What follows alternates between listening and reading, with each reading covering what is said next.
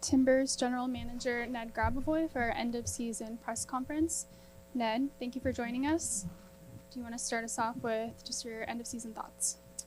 Yeah, good morning, and thanks everyone who's joining today to obviously speak about everything 2025 and ending the MLS season and roster status and 2026 look ahead. So I think we can open up for questions. We'll open it up straight to questions. Obviously, a big piece this offseason is the future of one of your DPs in Jonathan Rodriguez. Can you sort of assess his future with the club and what that means for the DP model that you have going at current?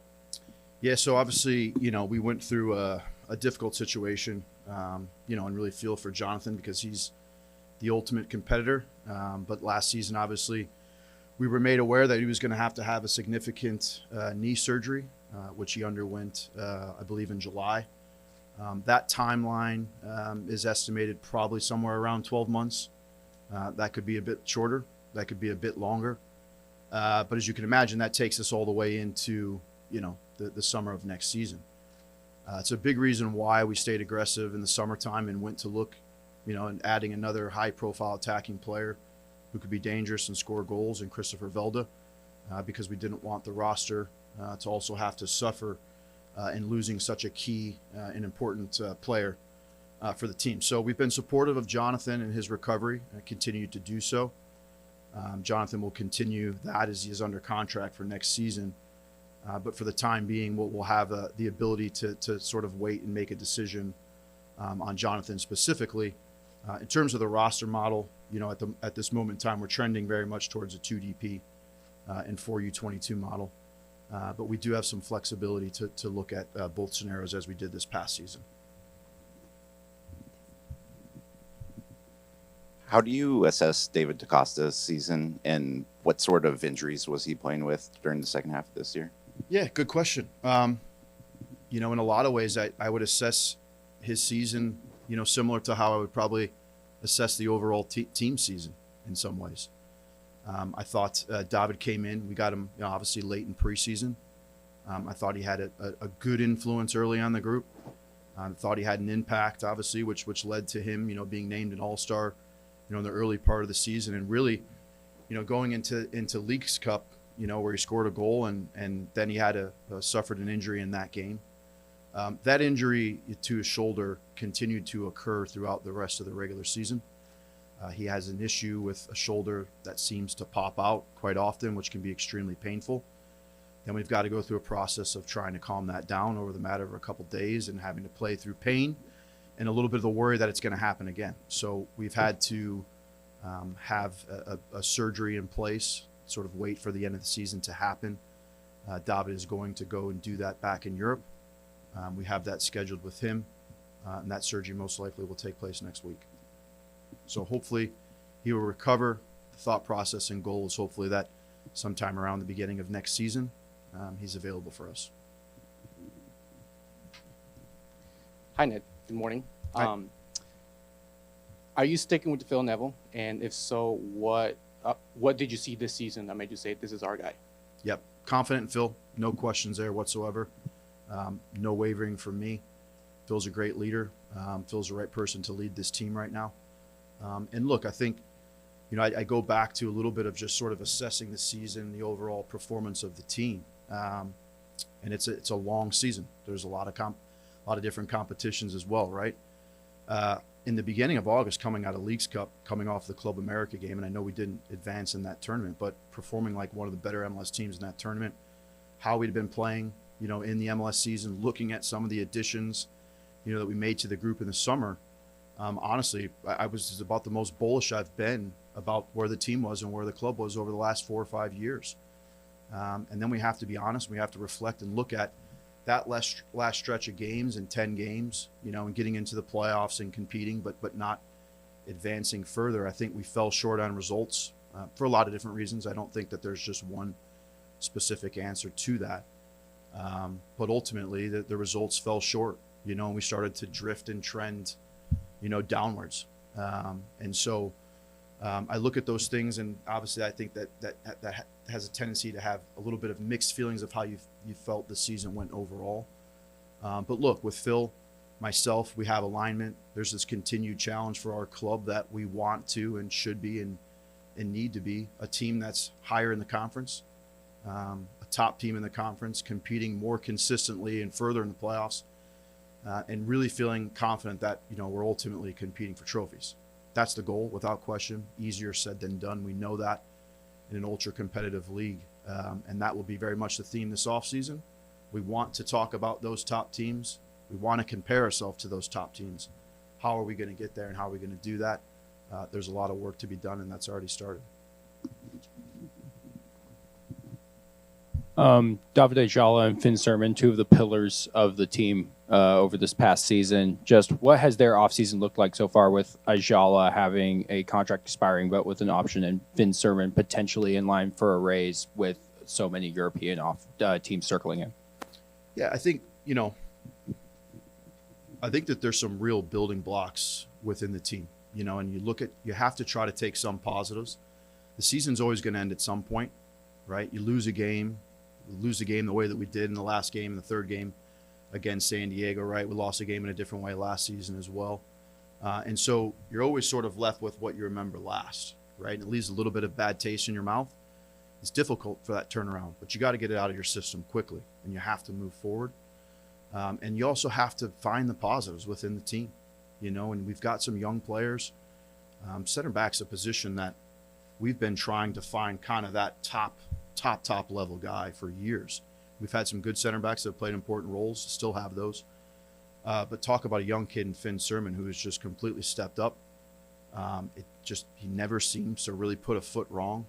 We have a top player in Finn. We've had conversations with Finn and his representation over the last couple of months about trying to put a new contract in place. First and foremost, he deserves that. He does deserve a raise, and we would like to keep him here long term. We do have control of the contract now for the next 2 years, but certainly we're very open to exploring those things with Finn and his agents, as he's very much earned that. With David, look, we've had a young player here at the club for a while. I'm really happy to finally see him healthy and performing at a top level. He's an incredible player. I've said this before.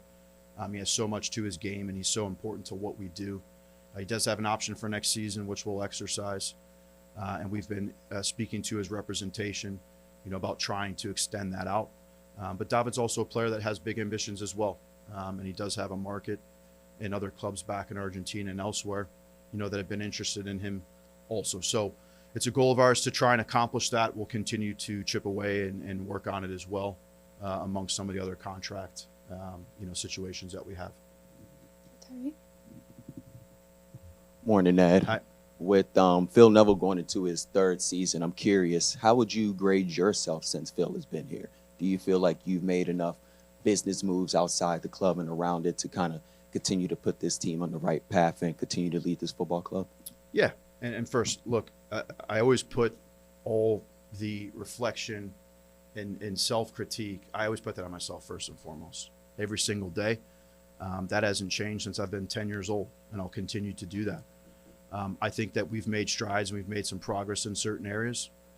I do think there's a lot that's going well, and we are showing that progress. But as I said, this is a club that has expectations, and we want to have high standards. We want to be a team that's finishing towards that top conference and being talked about as being one of the better teams in the league.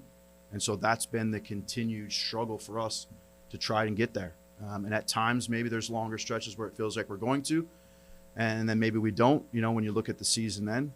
But I trust in myself. I trust in my ability to lead and obviously lead this club as well. I think when you look at some of what we've done and how we've evolved as a club, some of how we've built it as well in terms of some of the young players that we've brought in, bringing these players along. This past season, I look at some of the challenges because Phil's also faced with challenges as well, but we've done $20 million in player sales, but still, kept the team together. That's been competitive and at times exciting to watch on the field. So results are most important in this business. We want to win championships. We want to win trophies. That comes first and foremost. But I trust in my ability to continue to help lead this club and try to better position us to do so. When you look at the season from like a wide lens, it's kind of like beginning of the season was pretty good, end of the season wasn't so much. How do you weigh those two facts when you evaluate what you need to do in the offseason, whether it's transfers or overall strategy? Yeah, I said it. I think coming out of Leagues Cup in the beginning of August, right? I mean, there was all the positivity that was there with everything that had been accomplished and how we were performing. And don't really look at the stretch that we had at the end of the season like we were playing that poorly along the way. I don't think we were playing that much differently than maybe we had. For me, it's always sometimes a perfect storm of different things that come together. I think you look a little bit at maybe some of the injuries that we had. I think you look a little bit sometimes maybe some of the inconsistencies we've had with how we approach games, and that's new players you're trying to integrate quickly into the team. When you don't have a longer preseason, some players started to step up and actually play well. So now you've got questions on, which players should ultimately be in the lineup. Played better competition down the stretch, ultimately as well, right? And there comes a time when teams need to win games, and we didn't win enough in that stretch to better position ourselves in the table. And then at times in the playoffs, I thought we competed obviously very well, but then obviously we fell short. And I think when you look at it, and if we're overly critical because we have to be, right? We're talking about those top teams in the conference, and we've fallen short of that. And so everything that we speak about this offseason, everything that we look at doing, it has to be with that mindset that this is how a top team operates. This is what it takes to be elite. So look at that in terms of roster acquisitions. We'll look at that in terms of the way that we play. We'll look at a number of different things. That's already begun, like I said. Phil and I will be aligned on those things, and ultimately, hopefully, that continues to push us forward. You can go back to this day a year ago, and that was kind of a tumultuous one coming off of that loss and the whole DP situation. Here, you guys had a taxing year with getting out of the Evander thing, and then Santi's injury, and not Santi leaving and Jonathan's injury. There were a lot of ups and downs, but you guys closed this season with what seems to be a DP that you guys can really build behind, and Christopher. And you saw his Instagram post game, and I know it's not the same thing, but it's a guy who looks like he wants to be here in Portland. How confident are you guys in him and kind of like building the next year or two kind of around him as the face of this attack and this club? Yeah, obviously you spoke a little bit about last season and how that felt, and losing that game and then going into the next season. Then we're here and we've lost a series, but we've lost a game in convincing fashion.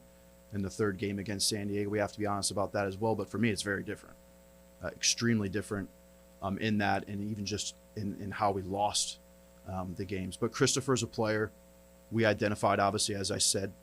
We wouldn't have known that was going to be a need until we understood that Jonathan wasn't going to be with us for a long period of time, and the team and the roster and Phil needed another DP acquisition to really inject life into the attacking third, and Christopher does just that. And even in the first 6-8 games where he was extremely dangerous and the goals didn't seem to come, for me it was very promising to know that it was going to come for him. So I think I'm really excited about him. I mean, coming off of our meeting, that we had with him at the end of the year, he's all in. He's a guy and a personality that we felt like the team lacked in a lot of ways. And so we need him to step up at the beginning of next preseason as well, take more ownership over the team, more leadership. We've got a group of players that need to do that. And I think the more and more that Christopher settles in this league, he's going to be extremely successful. So we've got big hopes around him, and we're going to put big responsibilities on him as well. Jeremy. Just taking a brief tangent to take a look at the academy setup and T2. Sawyer Jura, he's joining the first team next year as his contract kicks in. He becomes a senior member of the squad, and also other T2 contributors like Gage Guerra scoring a very important goal. Just how do you see the academy over the past couple of years, and are there any, players to keep an eye on for potential first team impacts either next year or in 2 years' time? Yeah, well, in this area, I give a ton of credit to other staff because for me, I just think it's been the collaboration, and more connectivity between the different layers that have started to lead to a real pathway and understanding as to why we're going to give certain players, those opportunities. And so there's always a number of players that are training, regularly with the first team that others, fans may not hear about, right? And Sawyer's obviously someone that we've had a plan in place, for the last couple of years. We wanted that player to get, X amount of games at an MLS Next Pro level. He will join the first team next year. We've got other players that have played significant minutes and have done really, really well at a Next Pro level. Look at guys like Noah Santos, Eric Izota, who's another one that's had a great season with the Next Pro team. And so really I think that starts immediately in the beginning of the year, because as we go into a first team preseason, we'll look to include 4 or 5 of those players.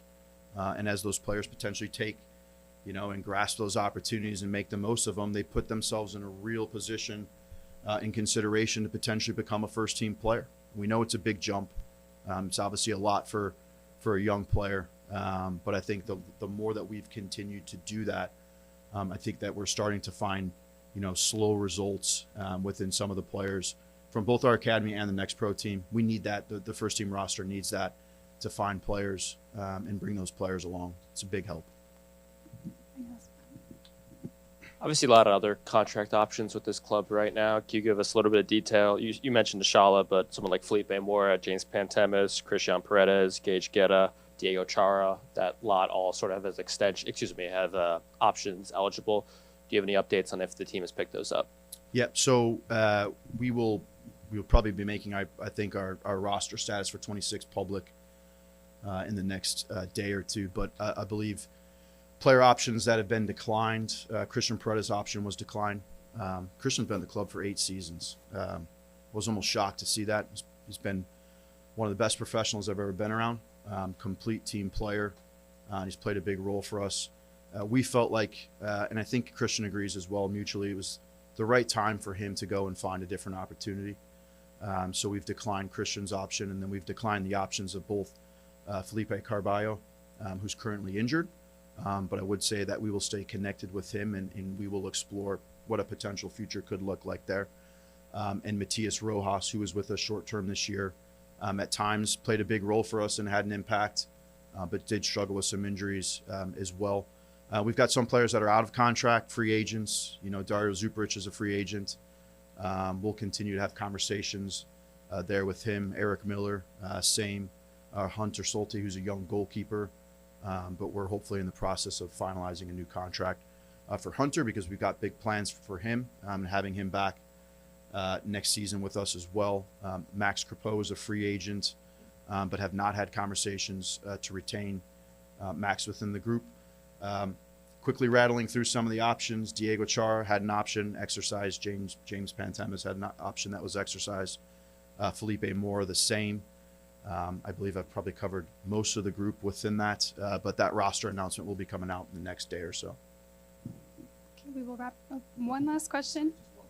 Tyson, one last question. Yeah. Just how did you view Diego's season, kind of with a evolving and changing role, and what do you kind of expect from him next year? Yeah, it was interesting. I saw a little bit of it last season as well, and I've been at the club now for a long time, where there was almost like this fear of when Diego wasn't going to be available or wasn't going to play. Like, how was the team, potentially going to operate, or how were we going to win games? The emergence of David Ayala last season was a big step for us as a club, to know that, okay, we've got another really good player, another good young player, so that Diego maybe doesn't have to be relied on every single game. This season was interesting because Diego at times, wasn't playing as often or as regularly through different parts of the season. And really, I felt like upped his game at another level towards the end of the season when we really needed him most and needed to lean on that experience. And so he played a big role at that time. I think going into next season, we have to continue on that path to make sure we're putting Diego in the best position to succeed and play an important role, but play an important role at the right times as well. So there's a constant management there from Phil with Diego, but still showing that he's capable of doing it as well. And we've had good conversations, just throughout the year with Diego and heading into next year as well. Okay, we will wrap it there. Thanks for the time, Ned.